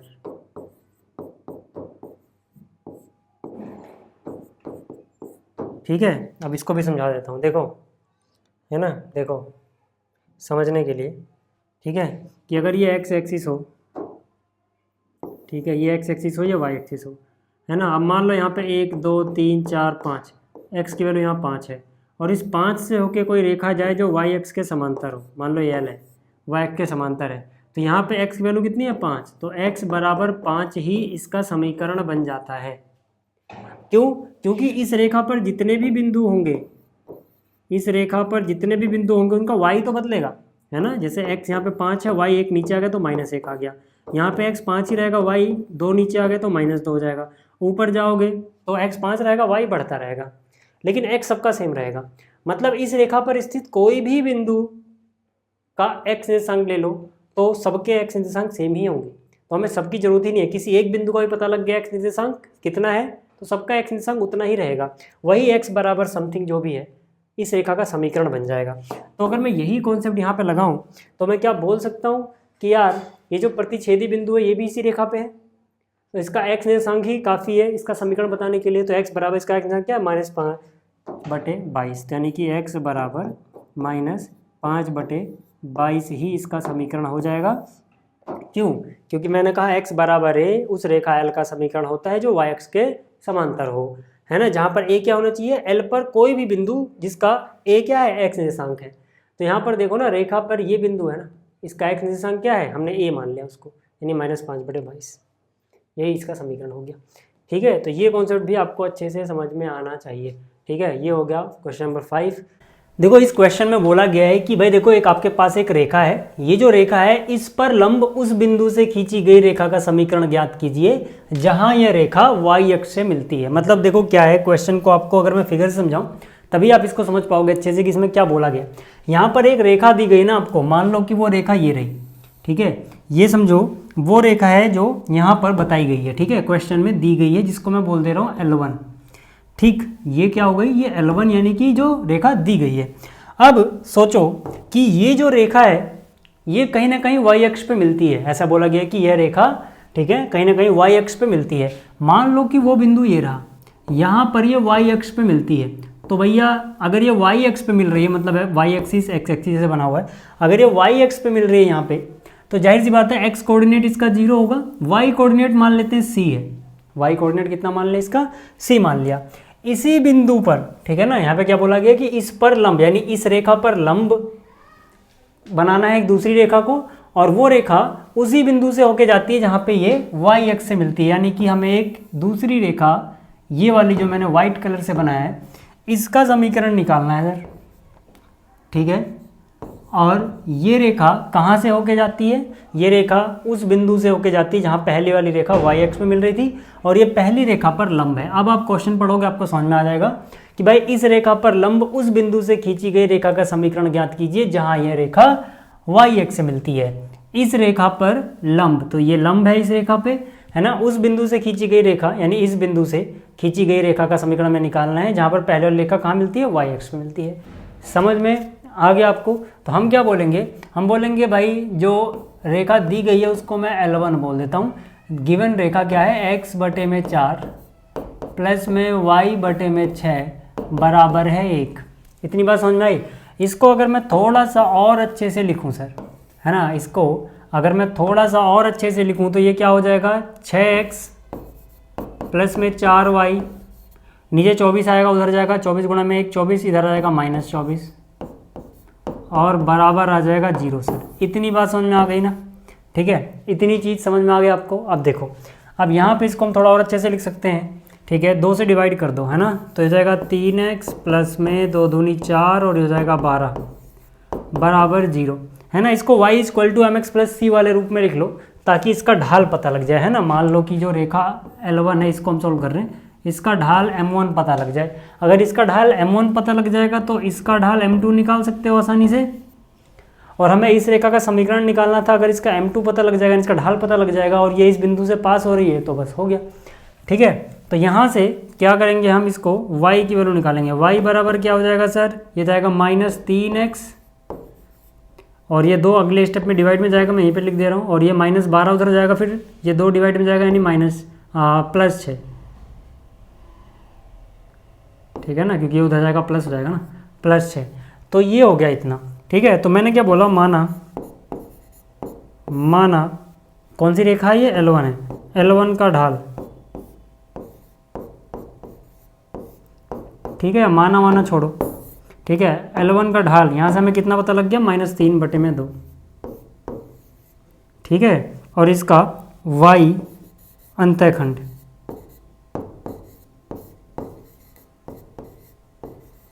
यानी कि c, ये कितना हो जाएगा, ये हो जाएगा 6, है ना भाई। इसको कंपेयर करो ना y equal to mx plus c वाले तरीके रूप से, यानी कि y is equal to mx plus c, इस वाले रूप से कंपेयर करोगे तो m का मान कितना दिख रहा है आपको, -3/2, और c का मान कितना दिख रहा है, 6। हालांकि ये जो 6 आया ना, यानी कि y अंतःखंड, ये तो हमें डायरेक्ट यहाँ से भी दिख रहा था, क्योंकि आपने एक और फॉर्म पढ़ी हुई है x/a plus y/b is equal to 1। तो यहाँ पे b क्या होता है, y अंतःखंड होता है, यानी कि 6 था। यानी कि ये जो रेखा है ना 0,6 पे काट रही थी, तो हमें पहले से पता था, बट फिर भी हमें ढाल की ज़रूरत पड़ने वाली थी, और ढाल निकालने के लिए इस रूप में बदलना ही पड़ता, इसलिए मैंने यहीं पे निकाल के दिखाया सीधा सीधा, ठीक है। जैसे ही c इतना आया तो आप क्या बोल सकते हो, हम कह सकते हैं अतः यह 0,c था ना, c का मान 6 आ गया, यानी 0,6 से पास करती है, 6 से या 0,6 पर y से मिलती है, 6 पर y अक्ष से मिलती है, ठीक है भाई साहब। जैसे ही इतना हुआ, अब ये क्वेश्चन बहुत आसान है, देख लो जरा एक बार। हम क्या बोलेंगे, हम कहेंगे यार देखो असलियत में दोनों ही रेखाएं इस बिंदु से पास होती हैं, या फिर आप यूँ भी कह सकते हो कि अगर ये वाई एक्सिस यहाँ होगा, एक्स एक्सिस यहाँ होगा, तो दोनों ही रेखाओं का जो वाई अंतःखंड है वो सी ही है असलियत में। तो आप अंतःखंड वाले तरीके से भी निकाल सकते हो, या फिर आप स्लोप निकाल लो, एक बिंदु पता है उस तरीके से भी निकाल सकते हो, है ना। तो मतलब अब अपना मकसद क्या है, M2 निकालना, क्योंकि अगर M2 निकल गया तो देखो ये जो रेखा है इसका वाई अंतःखंड भी सी ही है, y = mx + c वाले तरीके से भी निकाल सकते हो, या फिर ये पता लग गया एक बिंदु पता है उस तरीके से भी निकाल सकते हो। मतलब M2 तो निकालना पड़ेगा सर। अब उसके लिए हम क्या करेंगे, हमें पता है L1 L2 परपेंडिकुलर है सर, ठीक है। तो इसका मतलब क्या हुआ, इसका मतलब हो गया M1 × M2 बराबर आएगा -1। M1 की वैल्यू अभी हमने देखा, ठीक है, M1 का वैल्यू अभी हमने देखा कितना है, -3/2। तो यहाँ से ये आ गया -3/2 M2 बराबर कितना, -1। तो M2 का मान कितना आ गया, 2/3, माइनस से माइनस कैंसिल हो गया, ठीक है। तो M2 का मान इतना आ गया। तो हम बोलेंगे अभीष्ट रेखा जो है जिसका हमें समीकरण निकालना है, अभीष्ट रेखा L2 का समीकरण, ठीक है, ये क्या हो जाएगा, y - y1 = ढाल, इसका ढाल M2 माना है हमने, x - x1, है ना। इस तरीके से भी निकाल सकते हो, और मैं फिर से बोल रहा हूँ y = mx + c वाले तरीके से निकाल सकते हो, क्योंकि c दोनों का एक ही है, ठीक है। तो यहाँ से y - अगर ये आप तरीका लगाओगे तो इसमें x1 0 है, y1 c है, और c कितना है सर, c है असलियत में 6, है ना, क्योंकि c का मान आ चुका है 6। तो यहाँ से y - y1 यानी कि ये 6 हो गया, M2 कितना है, 2/3 आ गया, और यहाँ पे आ जाएगा x - 0, क्योंकि x1 0 है। तो 3 गुणा में y, ये हो गया 3y, माइनस में 18, उधर कितना बचा, 2x। तो फाइनल आंसर कितना आ जाएगा, यहाँ पे देखो 2x सही रहने दो, -3y, -18 इधर गया, +18, इधर 0 लिख दो, या फिर एक काम करो जैसे कि हमारे बार करते हैं ऐसे खिसका दो, ठीक है, यहाँ पे 0। तो ये आ गया फाइनल आंसर,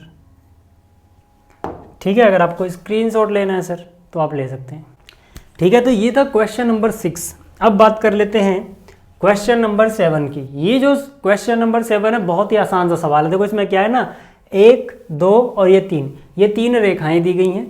इन 3 रेखाओं से बने त्रिभुज का क्षेत्रफल निकालना है। मतलब सोचो एक रेखा ऐसे हो, ठीक है, ये तो कुछ खतरनाक ही हो गया, एक रेखा ऐसे हो, एक रेखा ऐसे हो, एक रेखा ऐसे हो, तो आपको दिख रहा होगा कि अगर रेखाएं ऐसे होंगी, ठीक है, तो यहाँ पे ऐसे काटेंगी तो एक त्रिभुज बनेगा ना। बस कुछ ऐसा ही त्रिभुज यहाँ पे जो बन रहा है ना, उसी का हमें क्षेत्रफल निकालने को बोला गया है।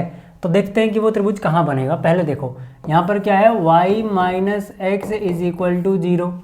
इसको अगर मैं सॉल्व करूँ थोड़ा सा अच्छे से तो इसको मैं लिख पाऊँगा क्या, y = x, ये मैंने माना समीकरण 1। अब y = x का आपको पता है समीकरण अगर हो तो ग्राफ कुछ ऐसे बनता है। जिसको कन्फ्यूजन है कि ऐसा कैसे, वो ऐसे भी हो सकता है सर कि यहाँ से जैसे आप कक्षा 10 में ग्राफ बनाते थे ना, कम से कम 2 बिंदु निकालते थे, तो यहाँ पे जितना x है उतना y है, तो x 0 रखोगे y 0 आ जाएगा, यानी कि एक तो ये 0 0 से पास होगा जो कि ये रहा, और अगर x 1 रखोगे तो y भी 1 आएगा, यानी कि 1,1 यहाँ पे होगा, x 1 y 1, इन दोनों बिंदुओं को मिला दो, बन गई रेखा।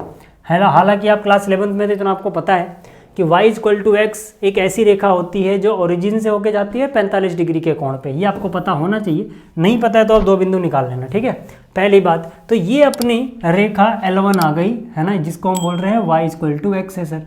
ये कौन सी रेखा आ गई, y = x आ गई, चलो ठीक है। दूसरी जो रेखा बताई गई है यहाँ पे वो क्या है, वो भी देख लो। दूसरा क्या है, x + y = 0, तो x + y = 0 है, तो यहाँ से x का मान कितना हो जाएगा, -y। चलो ये दूसरी रेखा हो गई। अब x बराबर -y है, तो देखो x 0 रखोगे y भी 0 हो जाएगा, यानी कि ये भी 0 0 से तो पास करेगी, है ना, मूल बिंदु से पास करेगी। और यहाँ पे अगर x -1 रखोगे तो y + 1 हो जाएगा, या फिर हम यूँ कह लो y + 1 रखोगे तो x -1 हो जाएगा, है ना, यानी कि यहाँ पर आएगा, ठीक है, x -1 y + 1, यानी कि ये ऐसे होती हुई जाएगी, है ना, इन दोनों बिंदुओं को मिला दोगे। तो मतलब यहाँ से हमें पता लगा कि भाई एक रेखा तो ऐसे होती हुई जाती है सर, ठीक है। कौन सी रेखा है ये है y = -x, है ना, तो इसका भी आप ग्राफ बना लोगे। तीसरा सर क्या है, तीसरा है x - k = 0, है ना, x - k = 0। इसका मतलब है कि x का मान निकाला जाए तो ये k आ जाएगा सर, x का मान k, मैंने कहा था x equal to something constant अगर हो तो मतलब ये y के समांतर एक रेखा बनेगी, है ना, जो x बराबर k से होती हुई जाएगी। सोचो ना थोड़ी देर के लिए कि ये जो है ना यहाँ तक, मान लो यहाँ पर k है, ये x की वैल्यू यहाँ पे कितनी है, k है, जैसे यहाँ 5 होता तो यहाँ से अगर हम एक रेखा बनाते हैं x की वैल्यू हर जगह उस पर 5 रहती तो वो क्या होता, y के पैरेलल एक रेखा जाती, ठीक है। तो यहाँ पे मैंने क्या किया, ठीक है, यहाँ पे मैंने क्या किया, एक रेखा बनाई सर, यहाँ पे एक रेखा बनाई है मैंने, ठीक है, जो कि है x बराबर k। अब आप देखोगे तो ये तीनों रेखाएं कहाँ कहाँ काट रही हैं, वहाँ वहाँ, एक बार ध्यान से देखो तो एक त्रिभुज बनता हुआ नज़र आ जाएगा आपको, ठीक है। ये त्रिभुज हो गया वाला, है ना, जिसकी बात की गई है। अब इस त्रिभुज के जो शीर्ष हैं उनके निर्देशांक पता लगाने अपने को, तो ये तो अपने को पता है कि अगर ये बिंदु को मैं ए बोल रहा हूँ तो ये क्या है 0,0, ठीक है, ये क्या है 0,0, इसको मैं बी बोल रहा हूँ और इसको मैं सी बोल रहा हूँ सर। तो यहाँ पे मुझे बताओ कि क्या बी और सी के निर्देशांक पता है आपको, बिल्कुल, है ना, आप इनको सॉल्व भी कर सकते हो या फिर आप ऐसे सोचो ना कि ये जो लाइन है, ये जो लाइन है, कौन सी लाइन है, x बराबर k, क्योंकि x बराबर समथिंग y के पैरेलल एक लाइन होती है जो x बराबर जितना है, k है तो k से होती हुई जाएगी। तो इस पे हमेशा x की वैल्यू k ही रहेगी, यानी कि इसका भी x निर्देशांक तो k होगा और इसका भी x निर्देशांक k होगा, क्योंकि ये दोनों ही इस लाइन पे हैं तो x निर्देशांक तो k होगा सर। दूसरी बात y निर्देशांक की अगर मैं बात करूँ, चलो बिंदु b की बात करता हूँ मैं, तो मैं बोलूँगा कि जो बिंदु b है वो इस लाइन पे भी है सर। तो इस लाइन पे अगर आप देखोगे तो y और x बराबर आने चाहिए, तो मतलब अगर x k है तो y भी k आना चाहिए, बहुत सिंपल सा लॉजिक है। दूसरी बात, अगर मैं इस लाइन की देखूं, इस लाइन को देखूं मतलब, तो यहाँ पर ये जो बिंदु है इस लाइन पे भी है। इस पे खास बात क्या है सर कि जो x होगा और जो y होगा उसमें साइन का डिफरेंस होगा, यानी कि अगर x 5 रखोगे तो y -5 हो जाएगा, x -5 रखोगे तो y +5 हो जाएगा। इसका मतलब है कि अगर x की वैल्यू k है, इस लाइन में x की वैल्यू k रख दो सर, तो y की वैल्यू -k हो जाएगी सर। तो अपने पास त्रिभुज पता लग गया, इसी त्रिभुज का एरिया निकालना है, तो हम बोलेंगे त्रिभुज ए बी सी का क्षेत्रफल, त्रिभुज ए बी सी का क्षेत्रफल, है ना। आप चाहो तो इससे पहले यहाँ पे लिख भी सकते हो त्रिभुज ए बी सी के शीर्ष,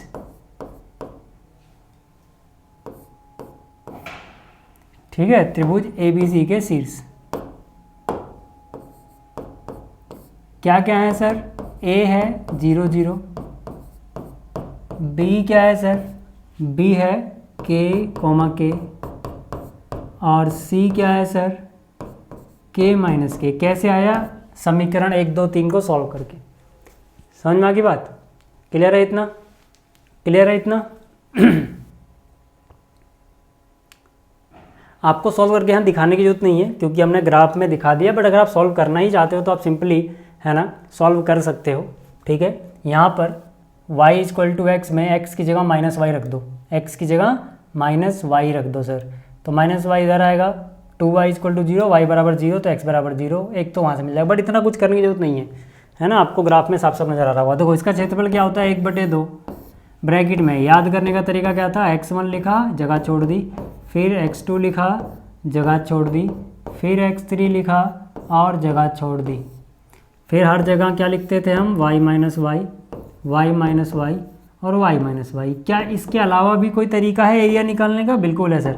अगर आप चाहो तो ऐसे भी निकाल सकते हो कि देखो ये जो त्रिभुज है ना, ठीक है, इसमें देखो ये हाइट h मान लो, ये लंब है यहाँ पर, है ना, तो इसकी वैल्यू k है और ये भी k है। देखो ना, 0 से ऊपर जाओगे कि तभी तो y किया है और यहाँ पे नीचे k गए हो, यानी इसकी टोटल लेंथ 2k हो गई। इसकी टोटल लेंथ कितने हो गई, 2k।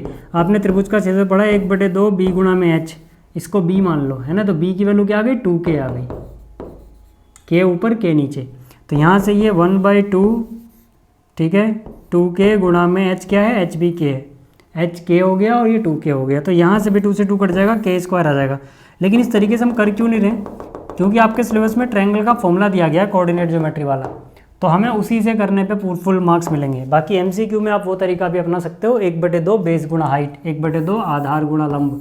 ये आधार हो जाएगा, ये लंब हो जाएगा, है ना, ये 2K और ये 1K, तो वहाँ से भी K² आ जाएगा। खैर अगर आपको फॉर्मूले से करना है तो वो देख लो सर।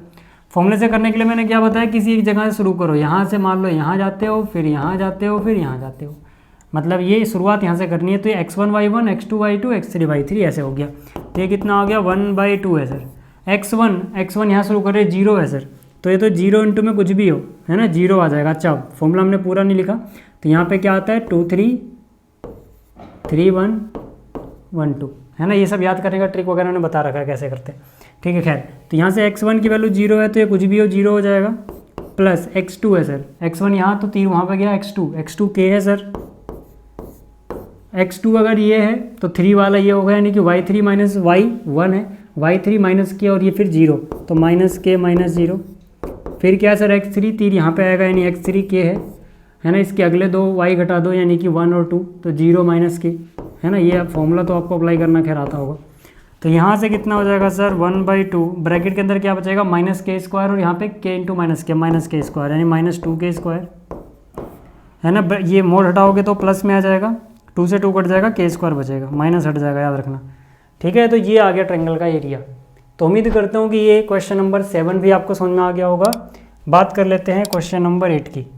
क्वेश्चन नंबर 8 में क्या है, देखो सर, क्वेश्चन नंबर 8 में कह रहा है P का वह मान ज्ञात कीजिए जिससे 3 रेखा है। ये मान लो रेखा 1 है, ये रेखा 2 है और ये थर्ड रेखा है, तीसरी रेखा है, ठीक है। ये एक ही बिंदु पर प्रतिच्छेद करें, मतलब लाइन 1, लाइन 2 और लाइन 3 ये मान लो किसी एक बिंदु P पर प्रतिच्छेद करते हैं जिसके निर्देशांक x, y है। खास बात क्या है सर कि ये जो बिंदु P है ये तीनों ही रेखाओं पे, ठीक है। तो हम क्या करेंगे, हम बोलेंगे भाई रेखा 1 क्या है, देखो एक बार 3x + y -2 = 0, ठीक है। ये मैंने क्या कहा, मैंने कहा ये है रेखा 1, लाइन 1, ठीक। अच्छा और यहाँ पे लाइन 2 क्या है सर, लाइन 2 है अपने पास px प्लस में 2y -3 = 0। और लाइन 3 क्या है अपने पास, लाइन 3 है अपने पास 2x - y -3 = 0। अब एक बात बताओ यार, इन दोनों को हम सॉल्व कर सकते हैं ना आराम से, -y + y + y - y 0, 3x और 2x 5x, -2 - 3 -5 उधर ले जाओगे +5, तो यहाँ से x की वैल्यू 1 आ गई सर, 5/5 यानी कि 1। x का मान अपने को पता लग गया, x का मान अपने को पता लग गया, 1 आया है सर, कितना आया है, 1 आया है।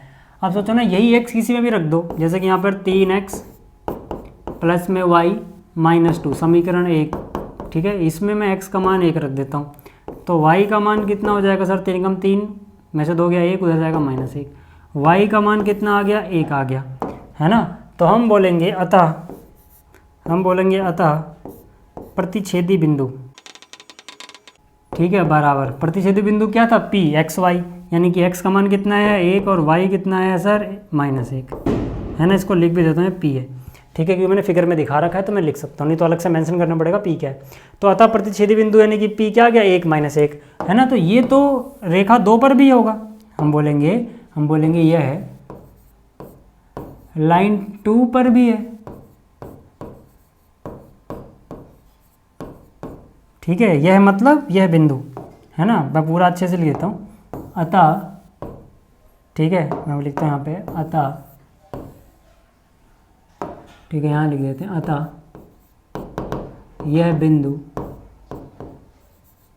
जो कि कितना है 1 -1, ठीक है, 1 - 1 लाइन 2 पर भी है, ठीक है ना। इसको अलग कलर से लिख दूँ क्या मैं,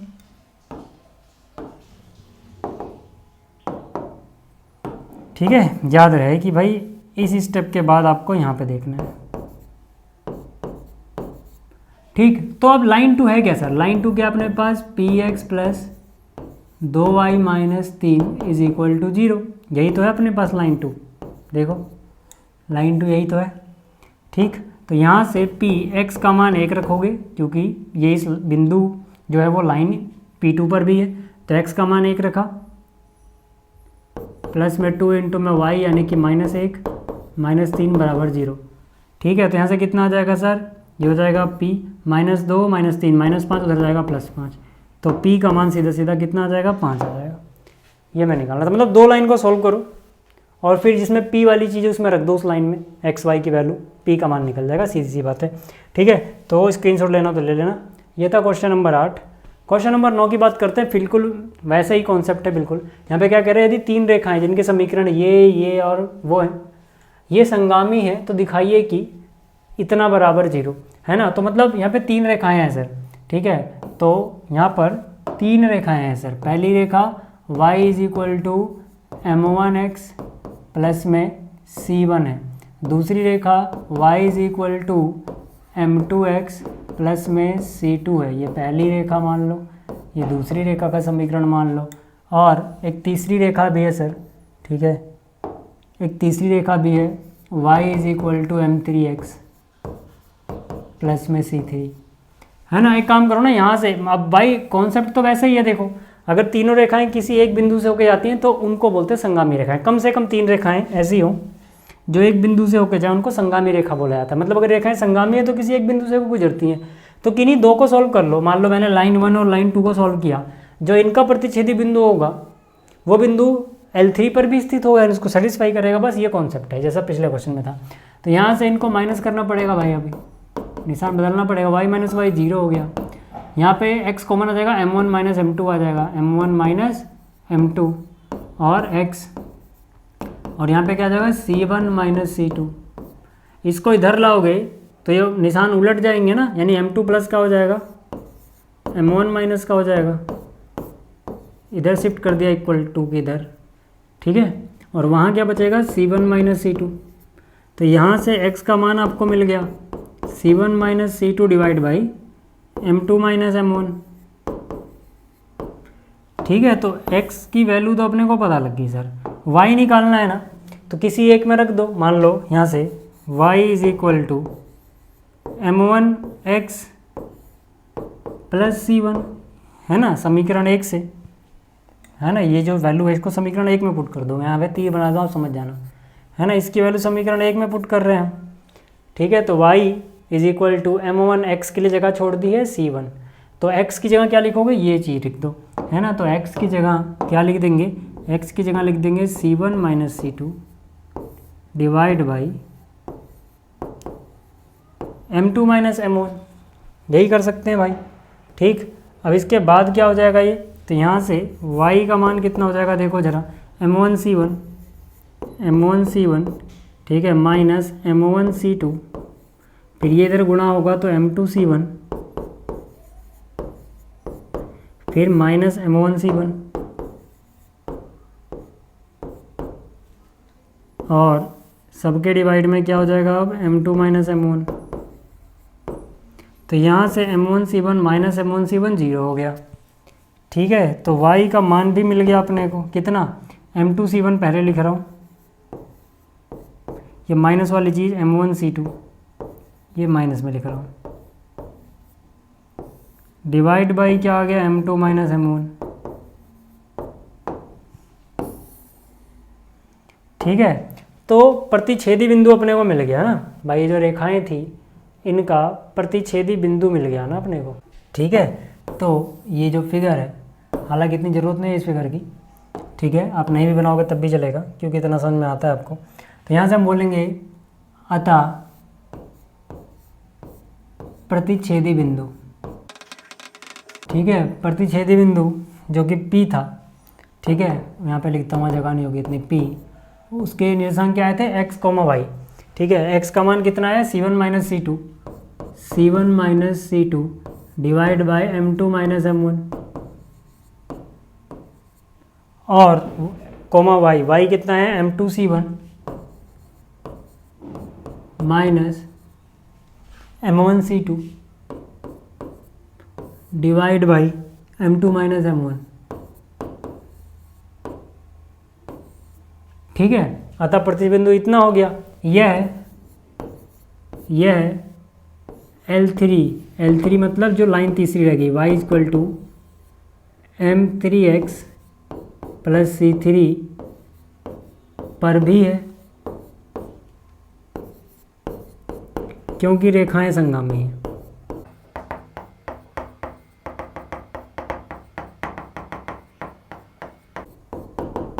ठीक है, हम क्या बोलेंगे भाई, क्योंकि तीनों रेखाएं संगामी थी ना, तो किन्हीं दो का जो प्रतिच्छेदी बिंदु हमने निकाला वो तीसरी वाली रेखा L3 पर भी होगा सर। इसका मतलब है यहाँ पर y इक्वल टू M3x है ना, देखो y है ना, इसका मतलब क्या हो जाएगा, y इक्वल टू क्या है M3x प्लस C3। ये जो तीसरी रेखा है इसमें y की जगह इसका y रख दो सर, तो y क्या है इसका M2C1 minus M1C2 divide by M2 minus M1, ये y हो गया,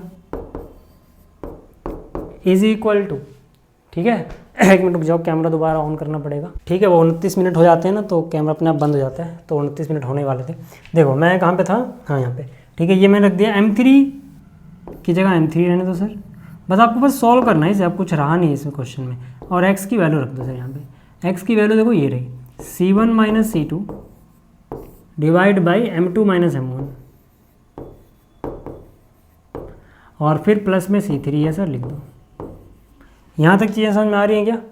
अब देखो, अब जो हमें प्रूफ करना था अपने आप सब कुछ निकल के आ जाएगा, इसको तो छेड़ना नहीं आपको, है ना। ये तो इतना तो ऐसे ही छाप दो यहाँ पे, ठीक। यहाँ पे आ जाओ, M3C1 गुणा करोगे अंदर तो हो जाएगा M3C1 माइनस में M3C2, है ना। और ये फिर ये वाली चीज़ इधर भी गुणा होगी ताकि एलसीएम सबका एक जैसा आ सके, तो M2C3 फिर माइनस M1C3। अब सबके नीचे सबका एलसीएम कितना हो जाएगा, M2 माइनस M1। अब आप देखोगे तो ये पूरी चीज़ और ये पूरी चीज़ एक जैसी है, कट जाएगा, कट के 1 बचेगा नीचे। अब जो हमें प्रूफ करना है एक बार वहाँ नज़र डालो, जो हमें प्रूफ करना है सर एक बार अगर आप यहाँ नज़र डालें तो यहाँ पे M1 कॉमन लिया हुआ है, फिर उसके साथ C वाली चीज़ है, फिर M2 कॉमन लिया, फिर M3 कॉमन लिया, और उस तरफ 0 है। तो अगर हम अपने क्वेश्चन को ऐसे ही अरेंज करें, मतलब राइट साइड में 0 बचना चाहिए, सबको इधर लेके आओ और आप काम करो एक कि M1 वाली टर्म एक साथ, M2 वाली एक साथ, M3 वाली एक साथ, है ना। तो M1 पे फोकस करो पहले, ठीक है। पहले किस पे फोकस करो, M1 पे। तो ये देखो ये M1 वाली टर्म है, तो मैंने उसको इधर लिखा, तो ये क्या हो जाएगा M1C3। और कहीं दिख रही है M1 वाली टर्म, ये रही, ये हो जाएगा माइनस M1C2। तो M1 वाली टर्म तो आ गई सर। फिर M2 पे फोकस करो, M2 तो देखो यहीं पे है, पहले प्लस वाला लिखना, तो यहाँ से M2C1 फिर माइनस वाला, मतलब देखो ये M2 वाली टर्म इधर माइनस में आएगी, M2C3। फिर M3 वाला देखो कहाँ, ये रहा, इसको मैं लेफ़्ट में उठा के लाया, यानी कि ये प्लस में आएगा M3C2, और इसको मैं इधर उठा के लाया तो माइनस में आएगा M3C1 इज इक्वल टू क्या बच गया सर, 0। यहाँ से देखो अब आपको क्या करना है, यहाँ से M1 कॉमन ले लिया तो अंदर क्या बच गया C3 माइनस C2। यहाँ से M2 कॉमन लेना है सर, ठीक है ना, इतने में से। तो यहाँ से M2 कॉमन ले लो, यहाँ से क्या बन जाएगा C1 माइनस C3, और यहाँ से M3 कॉमन ले लो सर, यहाँ क्या बच जाएगा C2 minus C1 equal to 0। आप कहोगे जो हमें प्रूफ करना था उससे अलग आंसर दिख रहा है, ये दिख रहा है अलग, है सेम। मतलब जो हमें प्रूफ करना है उसमें C2 माइनस C3 है, यहाँ पे 3 माइनस 1 वाली टर्म है, यहाँ पे 1 माइनस 2 वाली टर्म है, देख लो चाहे आप, ठीक है। जो हमें प्रूफ करना है उसमें, है ना, थोड़ा उल्टा लग रहा है आपको, बट वो सेम है। क्यों सेम है, अब एक काम करो ना, दोनों तरफ -1 से गुणा कर दो यार। -1 से गुणा करोगे, -1 अंदर जाएगा, इसका निशान बदल देगा। मतलब ये है सर कि जो C3 पॉजिटिव था वो नेगेटिव हो जाएगा, और जो C2 नेगेटिव था वो पॉजिटिव, ऐसे दिखेगा कुछ, मतलब इसके सामने वाला निशान। तो ऐसे ही -1 सबको गुणा करोगे जब, तो सबके अंदर वाली चीज़ बदल जाएगी, ये C3 माइनस C1 हो जाएगा, है ना।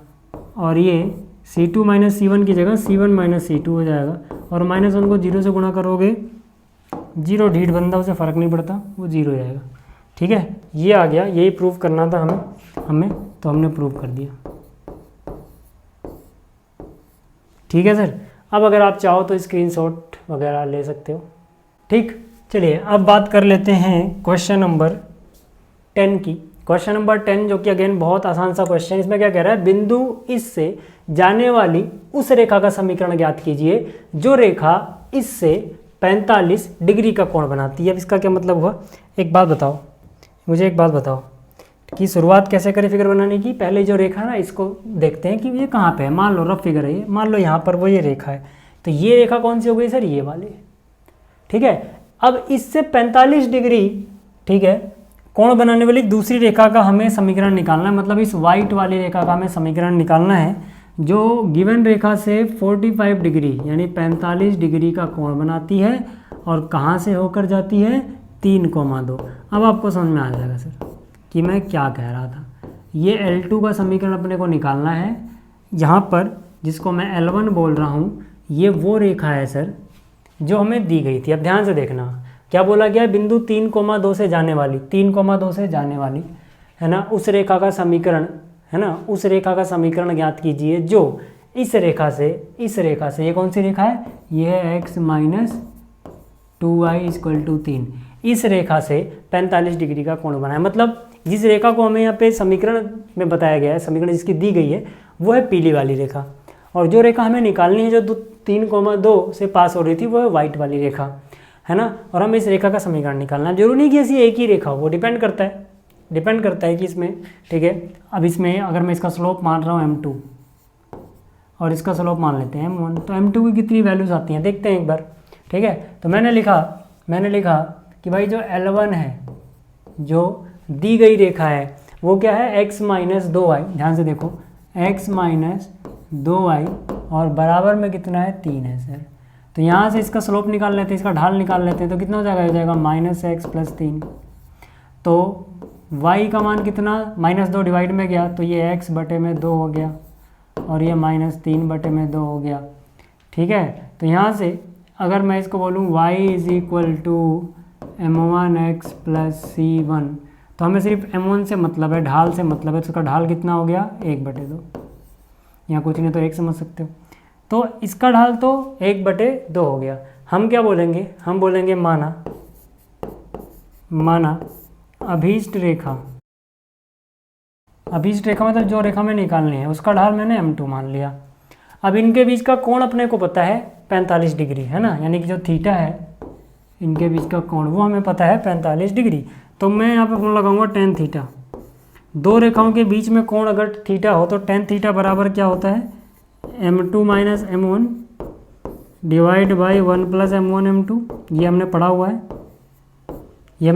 है, ठीक है। बस यहाँ पे वैल्यू रख दो यार, है ना, काम हो जाएगा।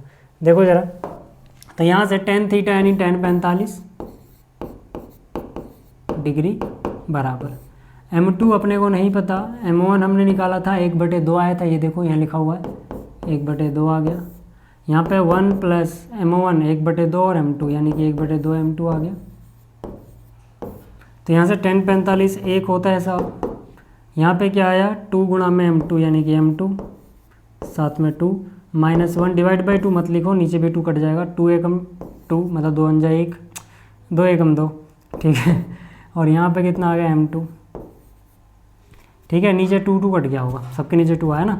और हाँ, मोड हटा रहे हो तो किसी एक तरफ +- लगाओगे, तो यहाँ पे लगा दो। चलो, तो यहाँ से 2 केस बनेंगे सर, यहाँ से 2 केस बन जाएंगे, ठीक है। 2 केस कौन कौन से होंगे समझा देता हूँ, ध्यान से देखो, है ना। फिगर को मैं यहाँ पे रख के छोड़ देता हूँ, ठीक है। पहला केस क्या बनेगा कि ये वैल्यू +1 के बराबर है, दूसरा केस ये वैल्यू -1 के बराबर है ना। 2 चीज़ें यहाँ पे आ रही हैं, तो मैं क्या करता हूँ, इसको कॉपी कर ले रहा हूँ, देखो, ठीक है। एक बार ये और दूसरा केस ये, 2 केस बनेंगे, है ना। दूसरा केस मैं चलो यहाँ लिखता हूँ, जगह नहीं है तो, ठीक है। 2 केस बनेंगे सर। एक केस ये वाली चीज़ +1 के बराबर है और या फिर ये वाली चीज़ -1 के बराबर है, ठीक है। तो यहाँ पे मैं लिख देता हूँ कि ये क्या है अपना, केस फर्स्ट है, और ये क्या है अपना, केस सेकंड है, ठीक है सर। तो यहाँ पर देखो भाई, इसको सॉल्व करोगे तो कितना हो जाएगा, ये हो जाएगा 2m2 - 1 ये 1 से गुणा होगा तो यही रह जाएगा, यानी कि 2 + m2 ही रह जाएगा।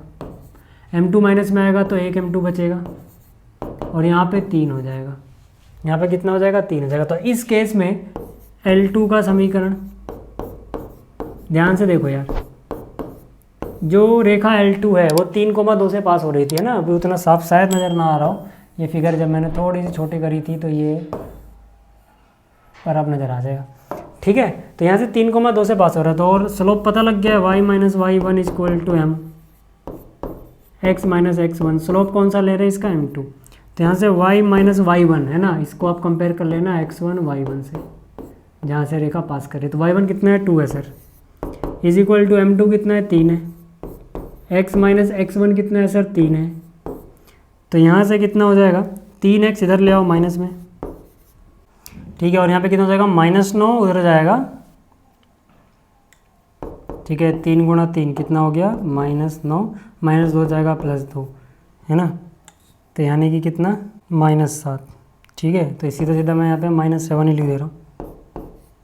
अच्छा -1 से गुणा कर दो ताकि ये प्लस में आ जाए, तो 3x minus Y equal to 7, ठीक है। तो एक समीकरण तो ये मिल गया अपने को, ठीक है। अगले केस की अगर हम बात करें तो यहाँ पे अगर आप देखो तो इसको सॉल्व करोगे तो जाएगा 2m2 माइनस 1, -1 से इसको गुणा करोगे इस पूरे को, है ना, इस पूरे को, तो इनका निशान बदल जाएगा, यानी कि हो जाएगा -2 माइनस m2। इधर लाओगे तो 3m2 इज इक्वल टू कितना हो जाएगा -1। तो m2 की वैल्यू कितनी हो जाएगी -1/3। तो समीकरण क्या हो जाएगा, देखो L2 का समीकरण।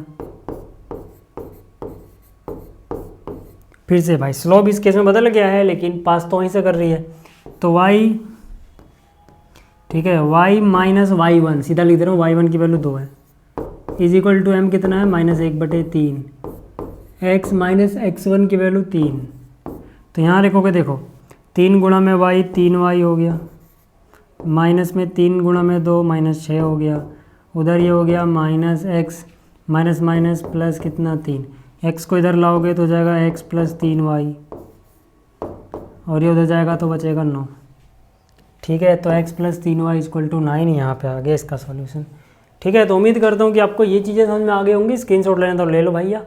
और ये 10 क्वेश्चन हो गए, बाकी के जो क्वेश्चन है ना सर वो अगली वीडियो में करेंगे, नहीं तो वीडियो बहुत ज़्यादा लंबी चौड़ी जाती है, फिर अपलोड करने में दिक्कत होती है ना, ठीक है। तो बस इतना ही, ठीक है, मिलेंगे अगली वीडियो में। Thank you.